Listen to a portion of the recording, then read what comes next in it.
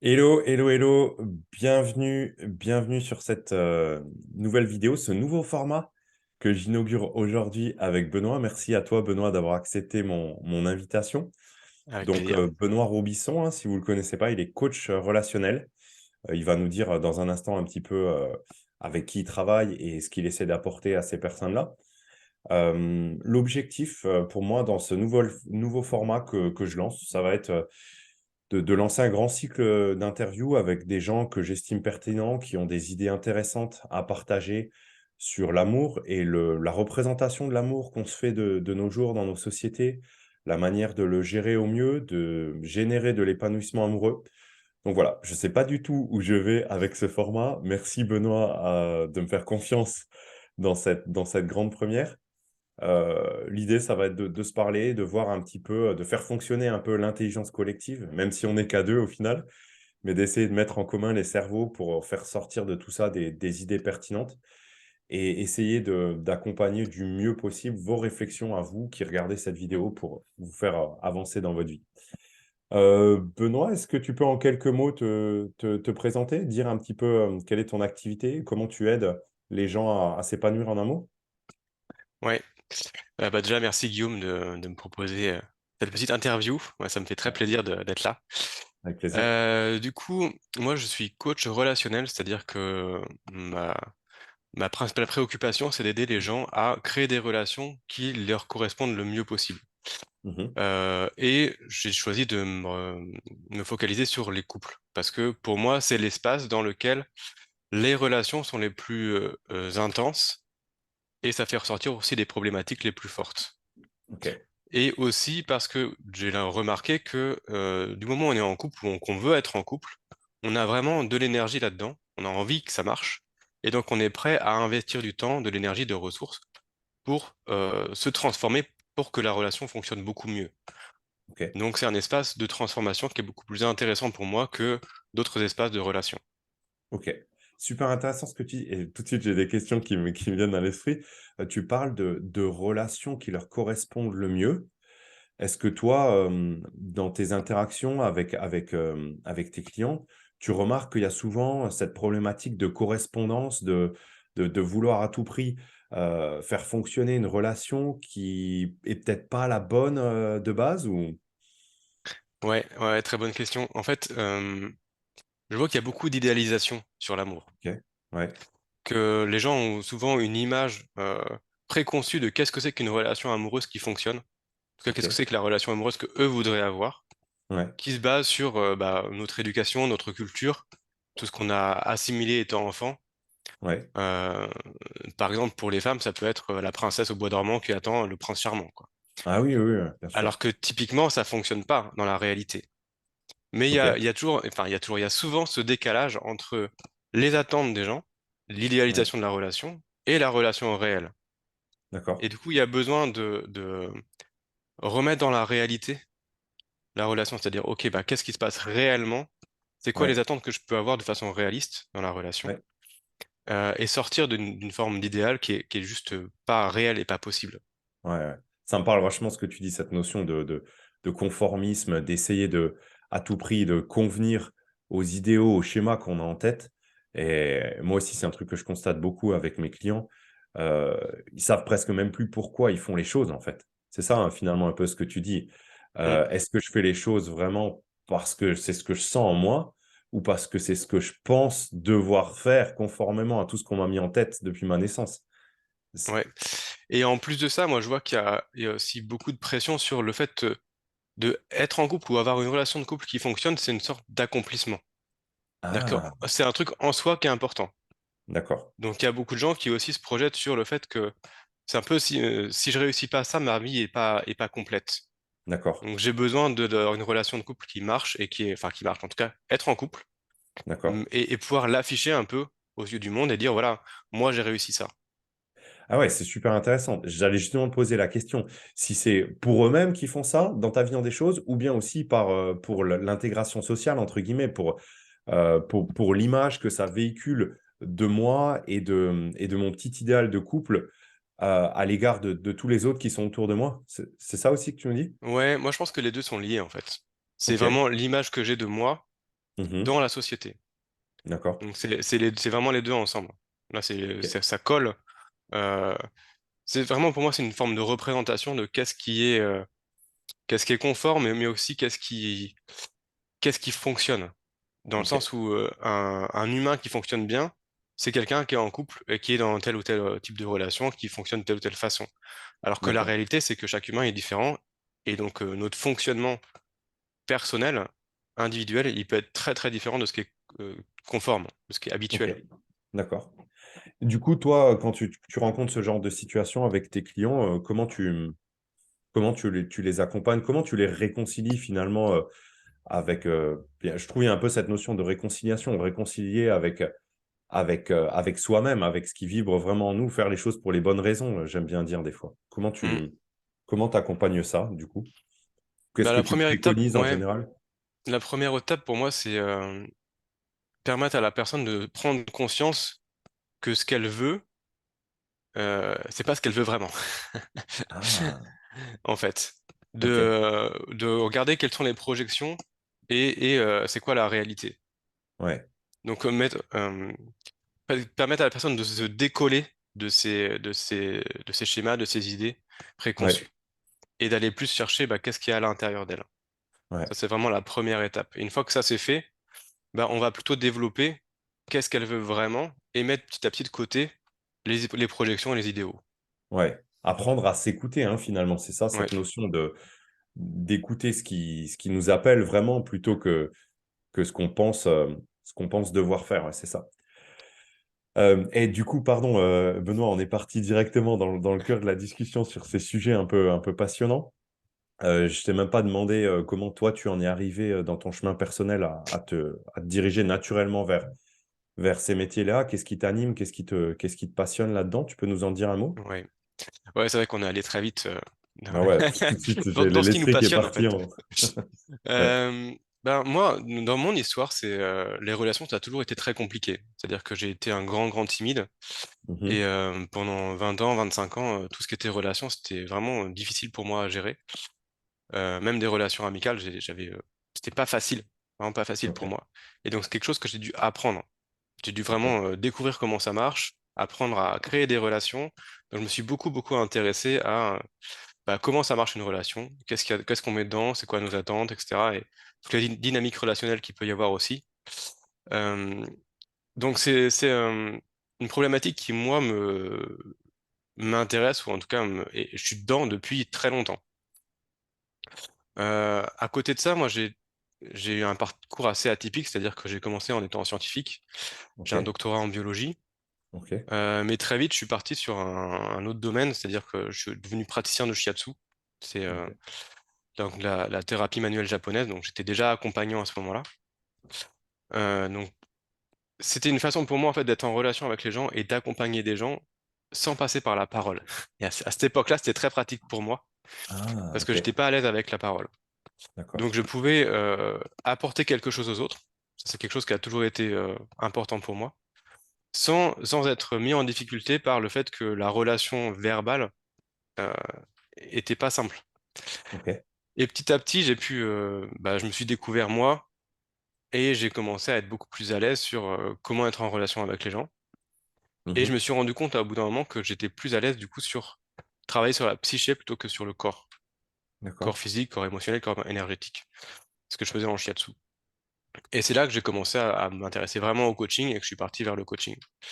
Donc j'ai tout ce parcours d'exploration des relations ouais, et d'accompagnement, ouais, mais qui a du coup évolué, et peut-être ça va continuer à évoluer. Et là, je suis dans le coaching, mais j'exclus pas qu'un jour je passe à autre chose ou que je réconcilie coaching et shiatsu, je ne sais pas.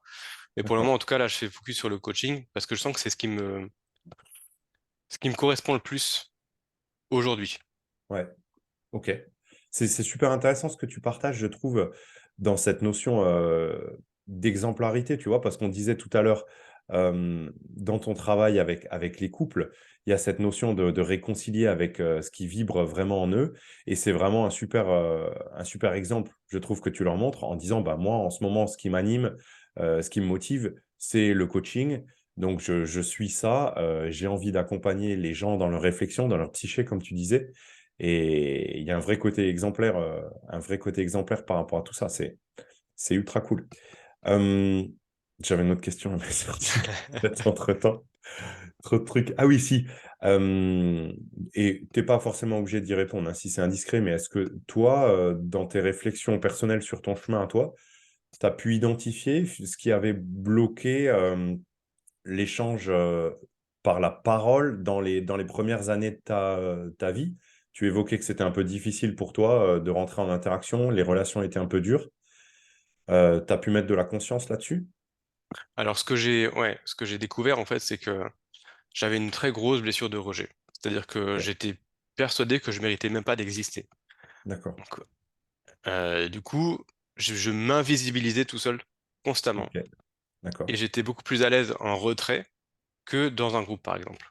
Ok, Et de la même façon, j'avais aussi pas du tout de conscience de ce qu'est-ce que moi je voulais. Donc, j'étais d'accord. toujours en train de me mettre au service de l'autre. Super J'estimais intéressant. quelque part que j'étais pas assez important moi pour vouloir quelque chose. Par contre, la seule valeur que je pouvais avoir, c'était d'aider l'autre, de me Ah, mettre au service. Et du coup, à partir de là, bah, j'étais que en écoute.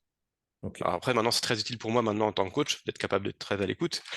Mais à l'époque, j'étais très à l'écoute, que à l'écoute. Et Ouais, du coup, j'avais pas besoin d'exprimer quoi que ce soit. ok. D'où le fait que la parole, c'était pas un truc qui était simple pour moi. D'accord. Et du coup, pour les personnes qui regardent cette vidéo et qui seraient peut-être, qui se retrouveraient un petit peu dans la situation que tu as décrite là, toi, qu'est-ce qui t'a aidé à sortir de ça? Comment tu as procédé pour revenir à la parole, sortir un petit peu de cette écoute unilatérale et oser toi aussi t'exprimer en retour? C'est long. C'est long? D'accord. Alors, non, mais ce que je peux quand même dire, c'est je suis passé par plusieurs pratiques corporelles du coup, parce que c'était Ok. le point d'entrée pour moi pour la relation. Ouais, Et j'ai commencé par le tango argentin en fait, d'accord. il y a plus de 15 ans. Alors à l'époque, je n'avais pas du tout conscience que c'était pour ça que je le faisais. Mais c'est Mhm. une danse où on est vraiment en communication avec l'autre, mais là encore pas par la parole, uniquement D'accord. par le corps. Ouais. Et ça m'a permis moi d'apprendre à m'affirmer dans la relation sans Ah. passer par la parole où j'étais pas à l'aise. Et Mhm. après, il y a le shiatsu qui est arrivé, où là, j'ai appris à être à l'écoute et en même temps à agir à partir de moi, de ce que je ressentais.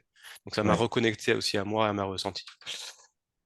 Et après seulement, après tout ça, est venu l'aspect plus déblocage sur toute ma psyché à moi ouais. et de pouvoir être plus à l'aise donc, et me détacher du regard des autres, comprendre que j'avais le droit d'exister, que j'avais des choses à apporter, etc. Ok. Mais maintenant, je me rends compte que c'est vraiment passé par ce qui était un peu le plus facile pour moi, qui était Mhm. un travail à travers le corps et à travers la relation à l'autre sans la parole. Et là, déjà, j'avais plein de trucs à faire pour moi. Ouais, c'est super intéressant, je trouve, cette idée que tu partages. J'avais jamais trop songé à ça pour les personnes qui ont du mal à s'affirmer, mais passer par des pratiques corporelles comme la danse, c'est ultra puissant. Notamment parce que moi, je fais moi-même des danses latines, donc je connais un petit peu comment ça fonctionne, notamment quand on est un homme où il y a de l'affirmation par le guidage un peu, C'est où, ça. euh, où finalement, tu parles pas mais tu t'affirmes en quelque sorte parce qu'il faut que tu communiques un message qui soit clair à ta partenaire, que tu sois très très clair dans ta manière de t'exprimer pour qu'elle sache quoi faire, comment le faire, à quel moment. Et ouais, j'avais jamais songé à ça, c'est une super idée. Euh, et du coup, la question qui me vient juste derrière, c'est donc tu as parlé de cette partie corporelle du déblocage qui est venu sur la parole derrière. Est-ce que toi-même, tu as été aussi accompagné pour débloquer cette partie parole? Comment ça s'est passé? Est-ce que tu peux nous en dire un mot supplémentaire? Parce que Ouais, ouais, ouais. pour le coup, c'est un truc que moi, je martèle assez souvent, notamment sur mes réseaux sociaux, le fait que on a tous besoin de faire accompagner nos réflexions par un œil extérieur, un œil neutre, parce que seul, on est tous champions du monde de l'auto-aveuglement, quoi. Ouais, ouais, tout à fait. Et oui, bien sûr, je me suis fait accompagner. Hein, Mm. ça fait déjà quelques années que pour moi, c'est plus négociable de pas me faire accompagner. Tu vois, j'estime et je me rends compte que j'ai besoin de ça. Ouais, Pas au quotidien, mais presque en fait. Presque au d'accord. quotidien. Euh, j'ai commencé par, quand j'ai commencé le shiatsu, en fait, j'étais déjà dans une forme de, un environnement avec des thérapeutes, on va dire. Mhm. Donc j'avais accès facilement à des gens qui étaient dans la thérapie et je pouvais faire des échanges avec eux. Déjà, j'avais ça. Et il y a 4-5 ans, quand j'ai découvert le coaching, là, je me suis vraiment dit, mais en fait, il y a des trucs que j'ai à apprendre là-dedans. Et j'ai commencé aussi à me faire coacher. Donc c'est une autre dynamique que la thérapie. Ouais. Et c'est ça qui a vraiment, pour moi, qui m'a permis de débloquer des choses. Parce que la thérapie, ça m'a permis de nettoyer de l'émotionnel. Donc ça, c'était très Mhm. bien et j'en avais vraiment besoin. J'avais besoin de commencer par là. Et le coaching a permis d'aller un peu plus loin sur, même beaucoup plus loin, sur bah, prendre conscience de mes blocages, de qui je suis, de ce qui bloque et de passer à autre chose. Donc les transformations, moi, je les ai vécues dans le coaching, Ok, en tant que client, hein, là, clairement, en d'accord. tant que client. La thérapie, parce que moi j'ai fait des thérapies plus énergétiques, ça m'a beaucoup plus aidé sur la partie émotionnelle. Ok, Bah après, ok. ça c'est mon expérience de vie. C'est pas Bien forcément le sûr. cas pour tout le monde. Mais en tout cas, Ouais, oui, j'ai pas fait, je me suis pas transformé tout seul. Je me suis pas ouais. transformé que à partir de la danse ou du shiatsu en tant que pratiquant. Je me suis transformé parce que il y avait ça au départ comme socle. Il y a eu de Mhm. la thérapie pour nettoyer de l'émotionnel et ensuite il y a eu du coaching pour transformer ce qui restait bloqué. D'accord. Justement, toi, tu fais je pense que c'est propre un petit peu à la définition de chacun, mais tu fais quelle distinction entre thérapie et coaching en quoi les deux se distinguent? Parce que c'est vrai qu'on entend des tas de choses maintenant sur le marché. On parle de thérapeute, de coach, chacun se donne un petit peu l'appellation qu'il veut bien se donner. Mm. Toi, quelle distinction tu fais là-dedans? Bah moi, de mon expérience en tant que praticien de shiatsu, donc j'étais thérapeute, et là Mhm. maintenant de coach, je me rends compte que la différence principale, elle est par rapport à ma posture et à l'engagement du client. Ok. C'est-à-dire qu'en tant que praticien de shiatsu, mes clients, ils venaient en mode, bah voilà, j'ai mal quelque part, aide-moi. Mhm. En gros, c'était moi qui étais, c'est moi qui bossais. Ok. Et le client, il était beaucoup plus passif. Donc il y avait Mhm. moins d'engagement de sa part et, euh, et il me laissait beaucoup plus le pouvoir. Ouais. Ça fait partie du cadre, hein, c'est normal. Ça fait partie du Ouais. cadre. En coaching, je vois bien que là, par contre, je pousse mon client à beaucoup plus s'engager. Et mon Mhm. but, c'est que lui travaille. Je le Ok. fais travailler. Ça change vraiment quelque chose au niveau bah, de la posture, au niveau aussi des résultats, parce que je vois que les résultats sont beaucoup plus durables Ouais. en coaching qu'en shiatsu. Après, ça dépend peut-être des thérapies. Je pense que des thérapies comme l'hypnose, ça peut avoir des résultats plus durables aussi. Mais de Ok. façon générale, il y a une histoire de posture qui est très différente. Et moi, j'ai l'impression, en tout cas de mon expérience, que plus l'engagement du client est fort, plus la transformation pourrait être profonde. Hmm. Ce que j'entends dans ce que tu nous dis, tu me dis si je comprends bien ce que tu nous partages comme idée, c'est cette idée de responsabilisation dans le coaching, quoi. Ouais. Finalement, on responsabilise à fond le client, on lui fait bien comprendre qu'il est maître de sa destinée et que c'est pas nous qui allons lui résoudre tout seul ses problèmes, Mm. comme avec un petit coup de baguette magique, là. C'est ça? Ouais, c'est ça. Ceci dit, tu vois, il n'y a pas de l'un est mieux que l'autre, parce qu'on a Oui. besoin des deux. Pour moi, c'est Hmm. vraiment très complémentaire. Euh, Quand moi j'ai commencé un peu mon parcours de développement personnel, j'avais besoin de thérapie et j'avais pas besoin de coaching. J'étais pas prêt pour du coaching. D'accord. J'étais pas capable à l'époque de me responsabiliser à ce point. Et D'accord. là, du coup, la thérapie était un espace qui me permettait, moi, de comment dire, d'exister Mhm. sans, donc d'être reconnu en tant que personne qui existe et qui a le droit d'être là, que Ouais. quelqu'un prenne soin de moi. C'est le Ouais. but du jeu. Mhm. Et c'est hyper soutenant, en fait. C'est hyper Ouais. soutenant et pour moi, c'était nécessaire de passer par là. Ouais. C'est vraiment top ce que tu dis là parce que ça me permet aussi moi de mettre la conscience sur un aspect un peu jugeant que je peux avoir dans le comparatif entre thérapeute et coach et aussi de réaliser qu'effectivement il y a des personnes qui ont besoin dans un premier temps d'être totalement soutenues parce que Mm, dans leur chemin de vie elles sont dans une très grande vulnérabilité du moment. Et donc, pour elle, dans ces moments-là, c'est presque inenvisageable de se responsabiliser et de, et d'être en mesure de soi-même d'initier quelque chose pour se sortir de leur situation. Ouais. Ok.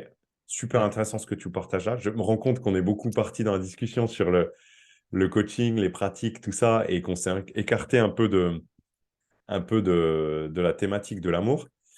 Euh, Est-ce que c'était OK si on revient un peu là-dessus? Mais vas-y, vas-y, je te C'est laisse, quand même le cœur du je te laisse sujet. gérer le cadre. Vas-y. Ouais, ça marche. Je t'avoue que c'est moi-même une nouveauté, hein, ce cadre, donc je l'expérimente au fur et à mesure en jetant un coup d'œil à ma liste de questions, préparées à l'avance. Hem, Si on revient un peu sur la thématique de l'amour, toi, tu le perçois comment, l'amour aujourd'hui? Tu le définirais comment? Tu mettrais quoi comme mot par rapport à ça? Hmm. C'est Pour moi, compliqué, hein, l'amour, mais c'est quelque chose c'est un état. C'est quelque chose qu'on OK, ressent. C'est, j'ai du mal à dire le fait d'être amoureux, plutôt d'être en amour. Pour moi, OK. ça a plus de sens de formuler ça comme ça. Euh, alors, il y aurait plein de choses à dire là-dessus. Il y a une part de fantasme dans l'image qu'on a de l'amour. Il y a quelque chose de magnifique et qui est de fondamental. Moi, j'ai vraiment la croyance que euh, l'amour, c'est un peu notre énergie de base en tant qu'humain. Ouais, Quand on parle en shiatsu, on parlait beaucoup le ki, l'énergie, ouais. la vie. Pour moi, c'est la même chose en fait. La vie, l'énergie, l'amour, c'est la même chose à la base. C'est ce qui Mmh. fait qu'on est vivant. OK. C'est pour moi quelque chose d'extrêmement fondamental en termes d'expérience de vie, plutôt en termes de qu'est-ce qui nous soutient, qu'est-ce qui nous rend vivants. Mmh.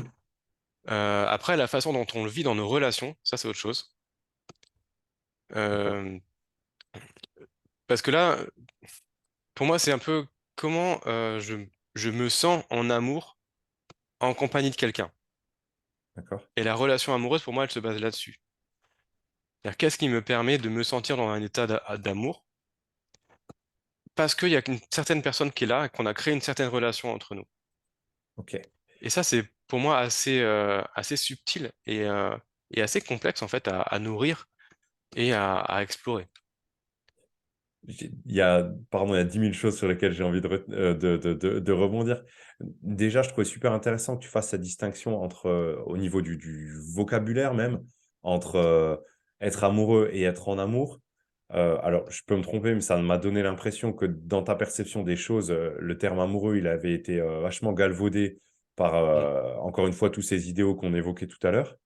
Ça, c'est un premier truc sur lequel je voulais rebondir et le deuxième truc, c'était sur, la notion de couple où, où là aussi, j'avais l'impression que tu évoquais cette, encore une fois, cette capacité à s'écouter soi-même. Qu'est-ce qu'on veut développer dans la relation et qu'est-ce qui fait que, l'amour, on le ressent vraiment pour cette personne en particulier et pas encore une fois pour une situation qu'on recherche et à laquelle on essaie de se conformer. J'ai un peu perçu comme ça, peut-être que j'ai vu à côté ou Alors, je vais détailler ouais, parce que je trouve que c'est vraiment intéressant.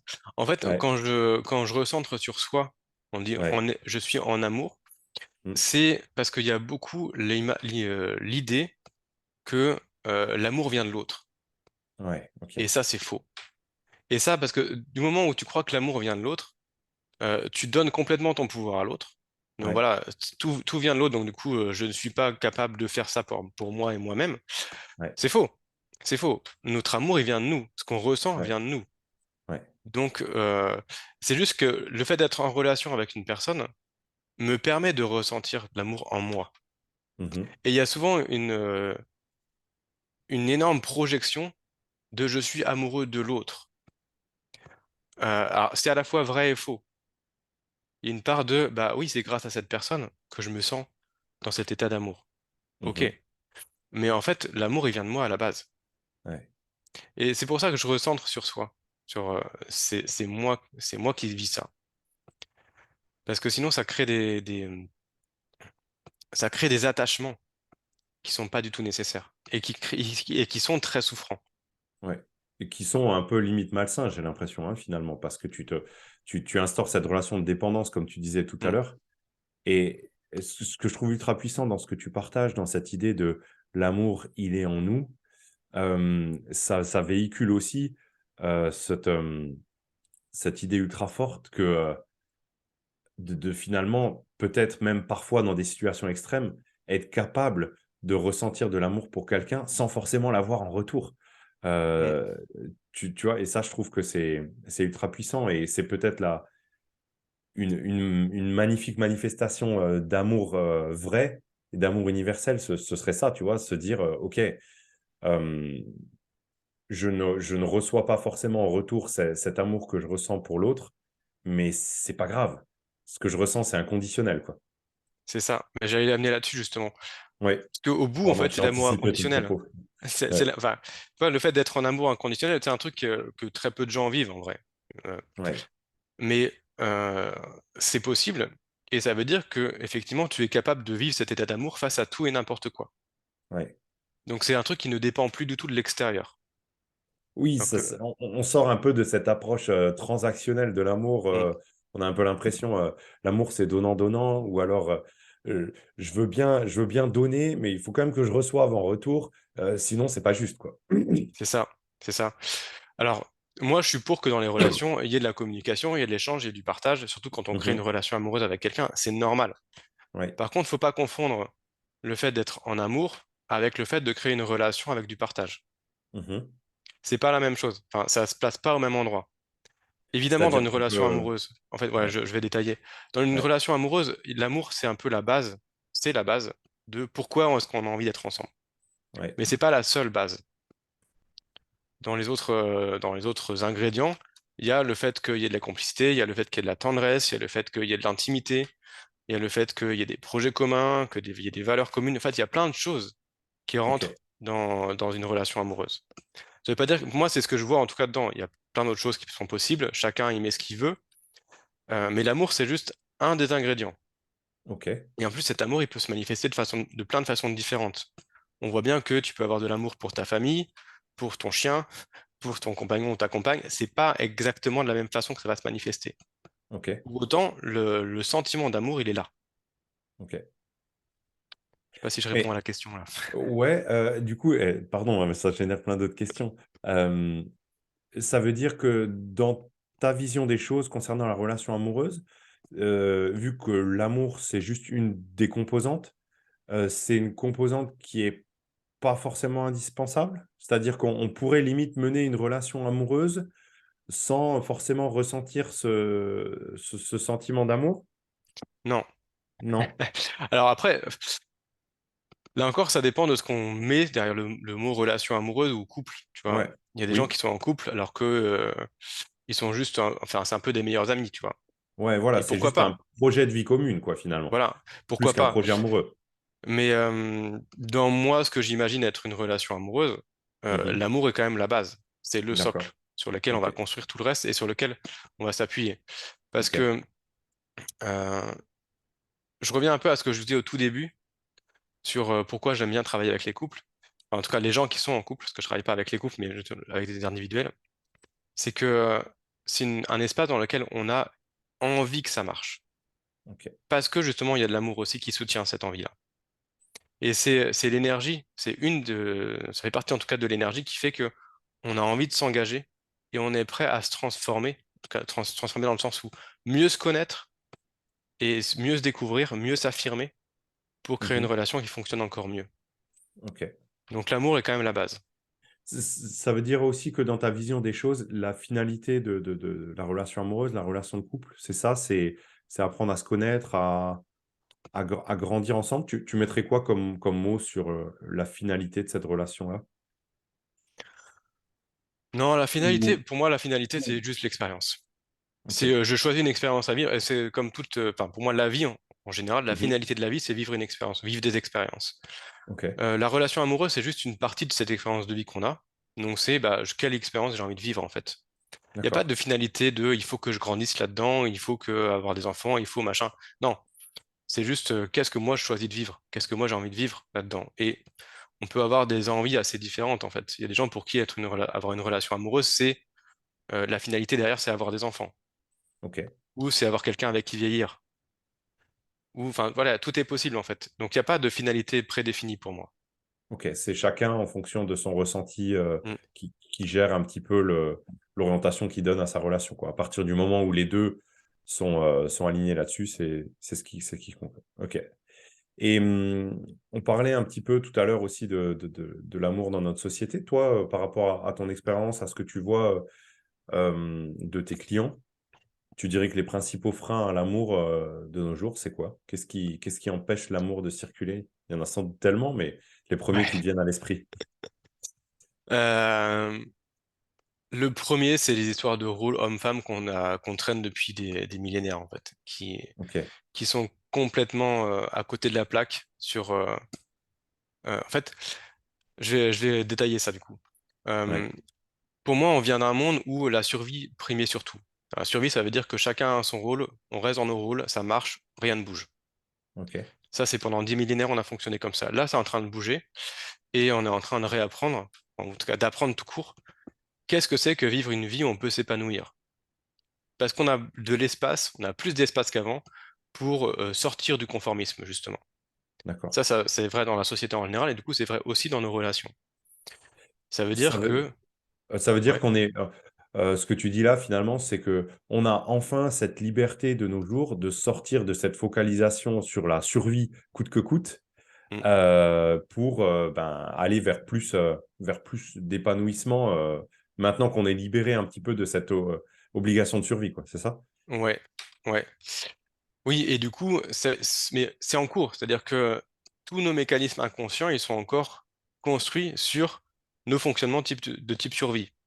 Et Mhm. on a besoin de les déconstruire Ouais, pour aller vers bah, qu'est-ce que c'est s'épanouir.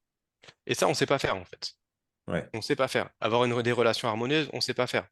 On est en train de le découvrir. On est en train ouais, d'apprendre tous collectivement comment ça marche.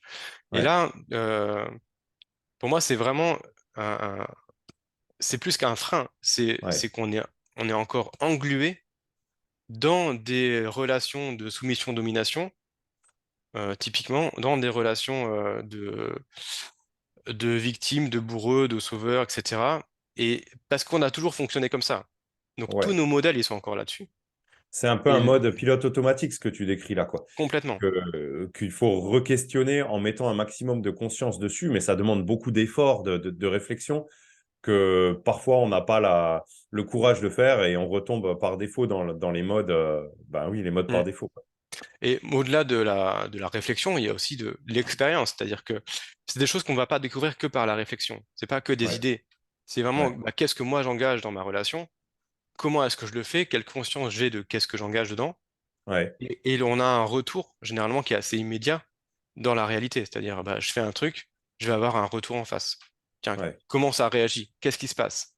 Et c'est là-dessus qu'on va pouvoir observer qu'est-ce qui se passe dans ma relation pour vous dire, ah oui, ok, là, ça correspond pas à ce que je voulais. Bah, qu'est-ce que je peux changer? Qu'est-ce que j'ai fait qui marche pas? ok, Donc c'est beaucoup basé sur de l'expérience. Il y a besoin de prise de recul et de conscience, mais ouais, s'il y a que de la réflexion, bah, en fait, on n'avance pas. Donc il y a besoin de réflexion, action, observation, conscience, nouveaux choix, etc. ouais. Et on recommence. Ajustement, etc. Ouais, ok. Ouais. Et, et ça, c'est ce fonctionnement-là au sein d'un couple, il te semble gérable de manière saine entre les deux personnes du couple ou est-ce que un accompagnement au niveau de la réflexion est toujours pertinent pour sortir un petit peu de sa Hmm. subjectivité, je dirais. Ok. Euh, si j'ai bien compris ta question, c'est est-ce qu'un couple peut faire ça juste à deux? Ils peuvent explorer ça ensemble ou est-ce qu'ils ont besoin d'un accompagnant extérieur?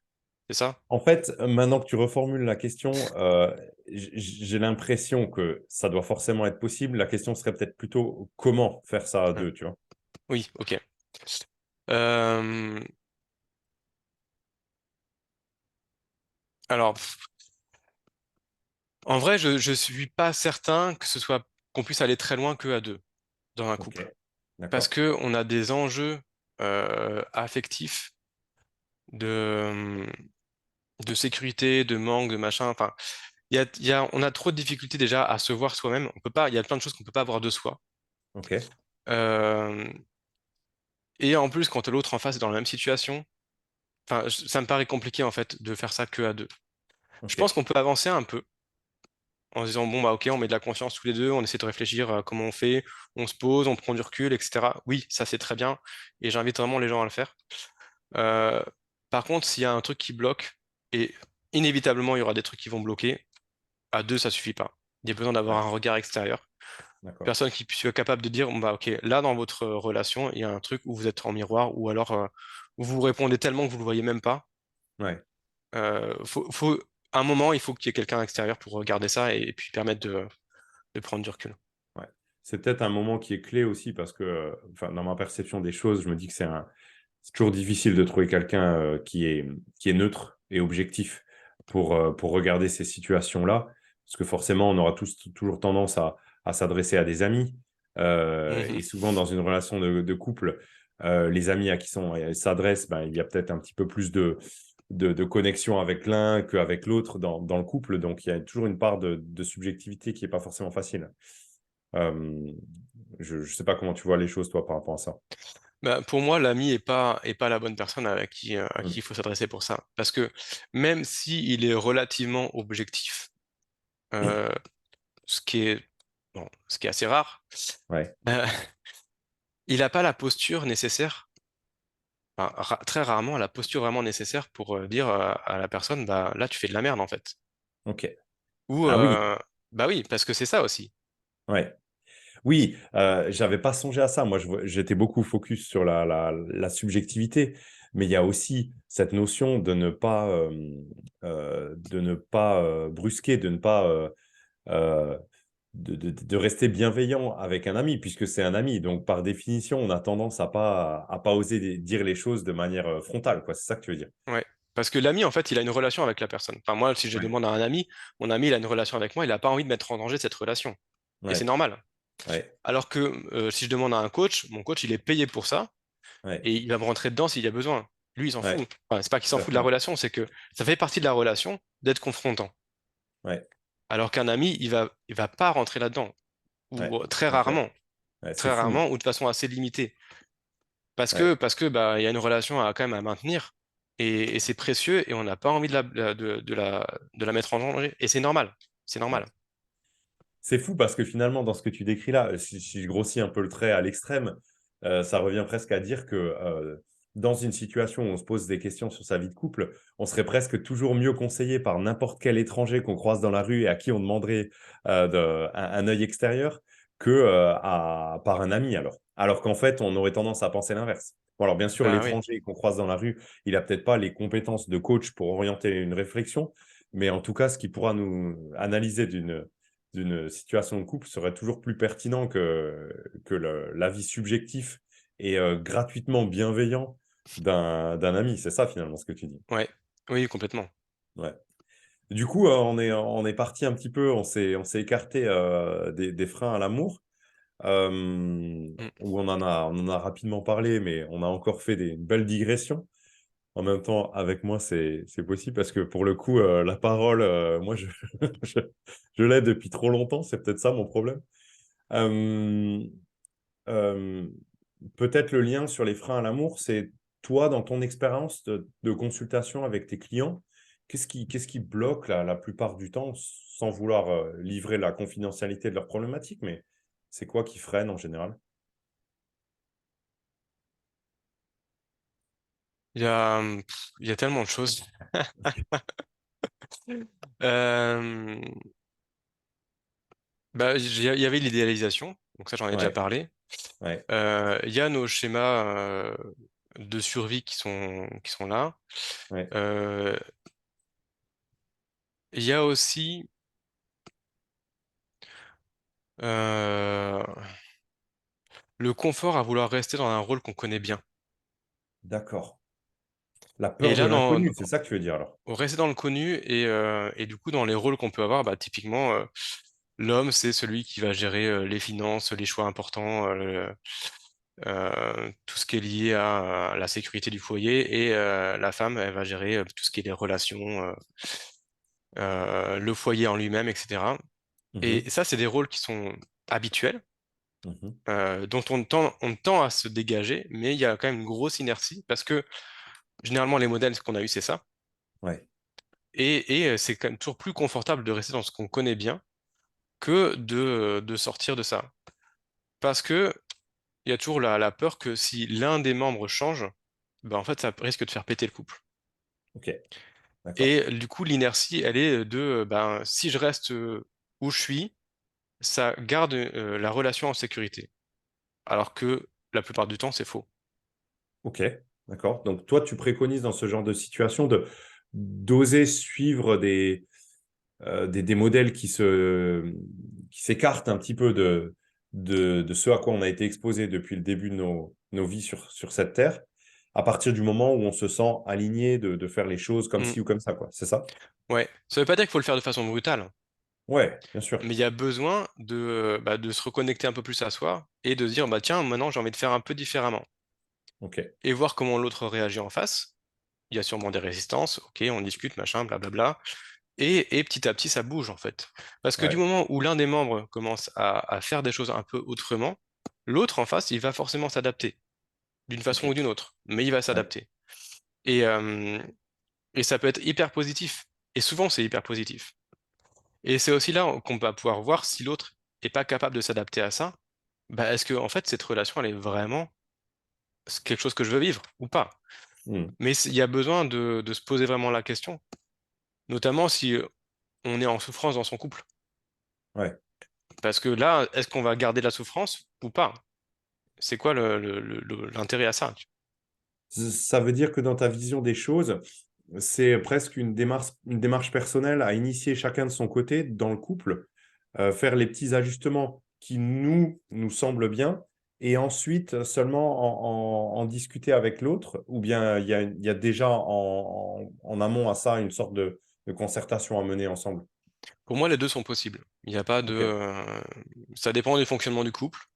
Mhm. Euh, ça peut être une concertation au départ, on se rend compte tous les deux qu'il y a des choses qui vont pas, on a envie de changer des choses, on a envie d'aller vers un peu plus de, je sais pas, d'épanouissement, de joie, de mouvement. Auquel cas on en parle à deux, ou alors c'est juste un des membres du couple qui est pas bien, qui se Ouais, dit, bon, bah, en fait, moi, j'ai besoin de bouger des choses. d'accord.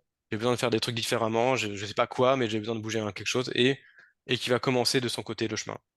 Et l'autre derrière D'accord. va pouvoir suivre ou répondre à ça. Ok. Et du coup, ça me fait penser à quelque chose parce que tu sais, je t'en avais parlé un petit peu en amont de cette interview, peut-être te solliciter sur une situation que moi je vis actuellement. Mm. Mais euh,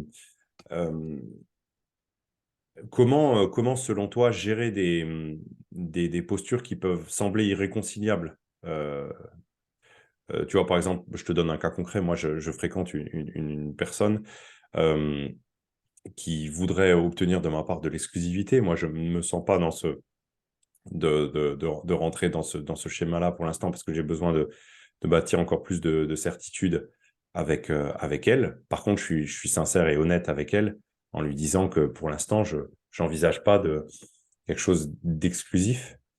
Mm, mm. Et donc, tu vois, les deux postures, elles semblent un peu irréconciliables parce que d'un côté, on veut de l'exclusivité, de l'autre, on n'est pas prêt à l'offrir encore. Comment gérer, selon toi, au mieux ce genre de situation, si c'est possible de le Ouais. gérer? Bah, moi, je commencerai par aller creuser pourquoi. Pourquoi est-ce que toi, tu veux pas d'exclusivité et pourquoi elle Hmm. veut de l'exclusivité? Ouais. Donc, regardez les enjeux, en fait, ce qu'il y a derrière. Parce que euh, en creusant un peu, on va sûrement aller voir que bah, pour toi, tu as peur d'être enfermé dans quelque chose. Elle Mhm. a peur d'être abandonnée ou d'être rejetée. Il Ouais. y a des peurs derrière. Ouais. Et si on arrive à remettre du fait que bah, toi, tu peux te sentir libre, même si tu es exclusive, en une relation exclusive, bah, tu vas peut-être changer de position. Et que si elle se sent en sécurité, alors même que son compagnon, il a d'autres relations à côté, elle va peut-être changer de position aussi. Donc c'est Ouais. d'aller toujours voir le pourquoi et les enjeux qu'il y a derrière. Ouais. Et comment, finalement, ce que tu dis, c'est comment on peut nourrir ce pourquoi, peut-être d'une manière un peu différente Mm, de l'idée de départ, mais qui va quand même nourrir la racine profonde de la demande, c'est ça? c'est Ouais. ça. Bah, toi, si je Ok. prends vraiment ton cas personnel là-dessus, pourquoi t'as pas envie d'avoir une relation exclusive? Moi, là, je fais le coaching un peu tout seul, ça. Ouais. Je fais des suppositions. Ouais. Bah, voilà, je suppose que c'est parce que tu as peur d'être enfermé dans une relation. Ok, Mhm. bah, c'est quoi cette peur? Qu'est-ce qu'il y a derrière? Qu'est-ce qui peut te permettre de te sentir plus libre? Donc, Mhm. d'aller creuser ça. Euh, et en fait, ça va toucher à ta liberté intérieure. Ouais. Donc, comment nourrir effectivement ta liberté intérieure? qui fait que tu vas pouvoir te relâcher et dire, OK, ben en fait, oui, finalement, avec cette personne-là, je suis bien, j'ai pas besoin d'aller voir ailleurs, je me sens suffisamment libre pour être uniquement avec cette personne. Après, il y a d'autres choses à regarder, mais en tout cas, uniquement sur cette thématique-là, on peut commencer par là. Ouais, ok. Ouais, dis donc, je vois que on a déjà fait une durée d'interview. Je ne m'attendais pas du tout à ce qu'on soit aussi inspiré. Ça va faire une vidéo ultra longue, mais bon, je l'assume plutôt bien. On va peut-être un peu se diriger tout doucement vers la fin, Benoît, parce que c'était Mhm. super intéressant tout ce qu'on a évoqué jusque-là. J'ai peut-être juste envie de te poser encore une question qui sera, je pense, ultra intéressante pour les gens qui regarderont cette vidéo. Toi, si tu avais 3 recommandations à formuler pour s'épanouir en amour aujourd'hui, ce serait lesquelles? Communiquer. Communiquer, Ouais, communiquer, c'est assez basique, communiquer. Comprends. mais Ouais, vraiment, dans votre couple, discuter de ce que vous voulez, ouais, de ce que vous ressentez, de, euh, de ce qui est important pour vous et de où vous voulez aller, en fait, à deux. ouais. Donc ça, c'est la première recommandation. La deuxième, elle est en lien avec ça, mais c'est vraiment de l'affirmation. C'est-à-dire, Ok. assumer ce que vous voulez. Ouais. Communiquer, c'est bien, mais si vous communiquez pas sur ce que vous voulez vraiment, ça sert pas à grand-chose. Assumez ce que vous voulez. Et oser déranger. Ah, j'adore cette idée. Oser déranger. Ouais. Ok. Mm. Ouais. Parce que sinon, on reste du conformisme bienveillant Ouais, tout à fait. et ça marche pas. Enfin, ça marche pas. Non, ça marche pas. Bah, ça donne l'impression sur l'instant que ça marche. À court Sur le terme, long ça terme, marche. Mais à ouais. long terme, c'est mort, quoi. Ouais, ouais, c'est ça. Ouais. Et troisième recommandation, euh, Si t'en éclatez-vous. as que deux, c'est OK, hein, Benoît. Non, éclatez-vous, c'est ça. Enfin, pour moi, la relation, elle sert à ça. Ouais, Amusez-vous, quoi. ouais. C'est pas un truc Ah, sérieux. ouais, Faut sortir de ça aussi. C'est pas un truc sérieux. Une relation amoureuse, c'est un espace où on est censé s'épanouir et ça doit être joyeux. S'il n'y a pas de ouais, joie là-dedans, donc nourrissez la joie. ouais. Ah, c'est super intéressant, ça. Et puis, ce que j'entends aussi, c'est cette acceptation de, finalement, que la situation puisse changer, quoi. Que la vérité d'un instant ne sera pas celle du futur. Et que si dans le futur, je ressens plus cette joie, je ressens plus cette envie d'être avec l'autre, eh ben, j'ose en parler avec lui, oser déranger, comme tu as dit, Mm, mettre le sujet sur le tapis, voir ce qu'on fait, ce qu'on décide ensemble.